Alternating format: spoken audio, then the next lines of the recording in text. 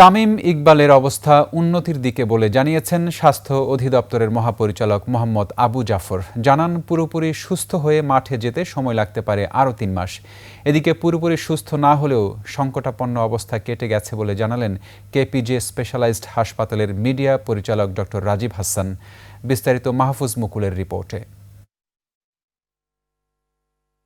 ডিপিএলে খেলার সময় সাভারের বিকেএসপি মাঠে গ্যাস্ট্রিকের সমস্যা বলে বুকের ব্যথাকে মামুলি মনে করেছিলেন তামিম ইকবাল। ব্যথা বেড়ে গেলে মোহামেডানের ফিজিও চিকিৎসক পাশের কেপিজে হাসপাতালে নিয়ে যান।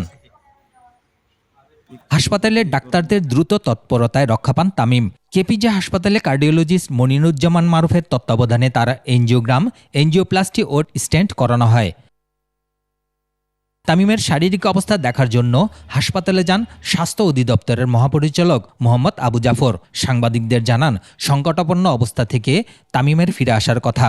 উপযুক্ত চিকিৎসা, সুচিকিৎসা, অ্যাপ্রোপ্রিয়েট চিকিৎসা পাওয়ার জন্য কিন্তু এই সৌভাগ্যটা আমরা পেয়েছি। মাঠের অলরাউন্ডার আমি, আর ঘরের allrounder Tylox. Tylox toilet cleaner, clean মানেই টাইলক্স। পুরোপুরি না হলেও ক্রিটিক্যাল সময় পার হয়েছে বলে জানান কেপিজে স্পেশালাইজড হাসপাতালের মিডিয়া পরিচালক। খাওয়া দাওয়া করছেন, কথা বলছেন, ওনার ফ্যামিলির সাথে কথা বলেছেন, স্যারদের সাথে কথা বলেছেন। আপনাদের সবার দোয়ায় এবং আল্লাহর রহমতে উনি আমাদের মধ্যে ভালোভাবে আছেন। তামিম সুস্থ হলেও তার পরিবারের সিদ্ধান্তেই তাকে হাসপাতাল থেকে ছাড়া হবে বলে জানান তিনি। ডিসচার্জ কখন কিভাবে হবে এটা ওনাদের পারিবারিক সিদ্ধান্ত। স্যাররা সবকিছু ওনাদেরকে এক্সপ্লেইন করেছেন। মাহফুজ মুকুল, 21 টেলিভিশন।